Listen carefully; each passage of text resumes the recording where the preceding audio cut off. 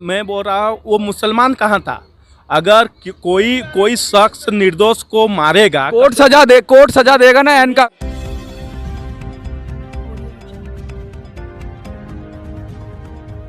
ये अभी अभी ताजा खबर आ रही है कि यूपी एसटीएफ ने असद को मार गिराया है एनकाउंटर में। असद वो जो आरोपी था पाल हत्याकांड में, और जो अतीक का बेटा था जो फरार चल रहा था, उसको एनकाउंटर में पुलिस ने मार गिराया है। क्या कहेंगे, आपकी पहली प्रतिक्रिया क्या है इस पर? मतलब अभी अभी खबर आई है कि क्या कहा आपने? अतीक के बेटे, जो जिसको कहते हैं ना गैंगस्टर है या जो भी माफिया, अतीक ऐसे नामों से बुलाया जाता है, जिसके खिलाफ अभी उमेश पाल हत्याकांड की खबर चल रही थी लगातार, जिसमें वो वांछित था, और अभी दिन दहाड़े उनको गोली मारकर हत्या कर दी गई थी, जिसमें काफ़ी लोग फरार थे, 4-5 लोग फरार थे। तो उसमें वांटेड था अतीक का बेटा असद, उसको मार गिराया यूपी एसटीएफ ने। सरकार ने जो ये फैसला लिया, मैं तो सरकार के ऊपर बोलता हूँ कि सरकार ने ये बहुत देर से बहुत विलम्ब कर दिया। अगर ये समय रहते अगर सरकार की होती तो आपको नहीं लगता मुसलमानों पे अत्याचार हो रहा है? मैं बोल रहा हूँ वो मुसलमान कहाँ था? अगर कोई शख्स निर्दोष को मारेगा, कोर्ट सजा देगा ना इनका।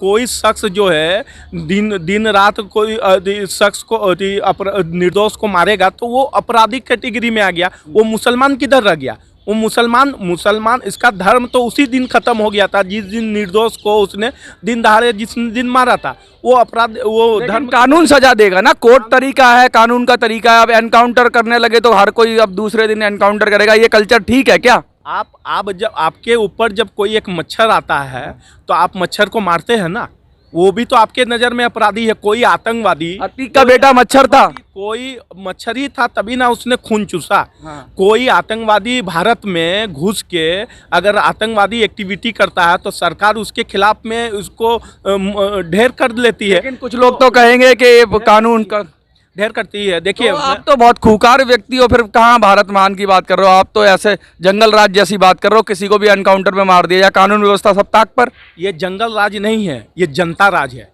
ये जनता राज है, और जनता राज में हमेशा जो है फैसला होती है। अगर उसने जो है दिन दहाड़े किसी निर्दोष को, किसी का जिसको उसने हत्या किया उसका भी बाप खत्म हुआ होगा। हत्या के बदले हत्या, वही हत्या के बदले अपराधी जो भी अपराधी गतिविधियों में रहेगा उसकी सजा जो है हमेशा जो है अपराधियों जैसा होना चाहिए, चाहे कोई भी धर्म के लोग हो। धर्म के इसमें अगर कोई मिर्च मसाला लगा रहे हैं कि मुस्लिम खतरे में है, मुस्लिम खतरे में नहीं है। उसने एक निर्दोष व्यक्ति का हत्या किया दिन दहाड़े में, उसकी सजा कोर्ट ने और सरकार ने दी है।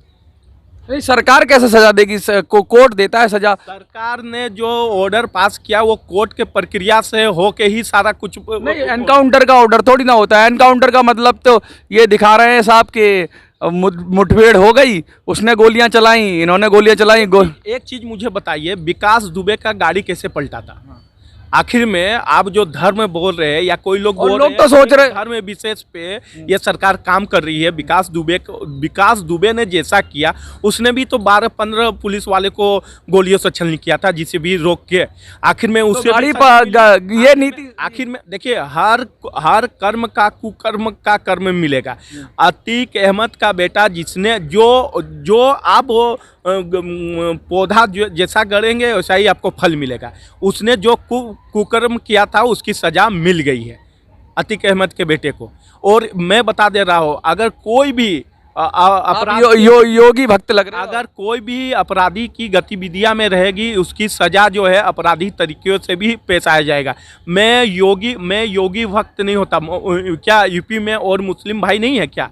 उनसे जाके आप बैठ लीजिए, वो भी तो सुरक्षित है आज के डेट में। उसके घर तो जिसे भी नहीं चला।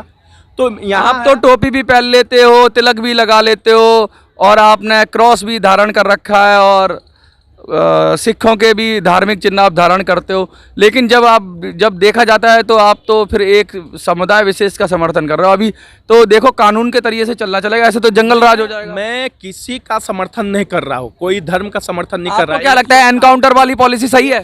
140 करोड़ अगर उसका एनकाउंटर नहीं होता तो उसका बेटा और किसी और को मार देता, नहीं तो सजा और फिर किसी और को मार तो देता। कोर्ट किस लिए बने? अपराधी, देखिए अपराधी गतिविधियां कम होनी चाहिए और वही काम की है योगी ने, और वही वजह है जो आज जो है पूरी यूपी जो है सुरक्षित है, यूपी के पूरे लोग सुरक्षित है। देखिए मुद्दा वो नहीं है कि उसने मारा, मुद्दा ये है कि तुमने गलत किया, तुमने एक निर्दोष व्यक्ति को मारा। ये चीज़ जो आज हुआ वो होना ही था, इसको सरकार तो विलम्ब कर दी। जो अतीक अहमद है वो कह रहा है कि मुझे तो मिट्टी में मिला ही दिया है आपने, और जब मुझे मिट्टी में मिला दिया है तो मुझे रगड़ क्यों रहे हो? ये तो रगड़ना हो गया, मतलब कि वो बहुत फूट फूट के रो पड़ा जब कोर्ट में उसने सुनी, ये खबर सुनी तो। तानाशाही चलती थी यूपी में, तानाशाही चलती थी।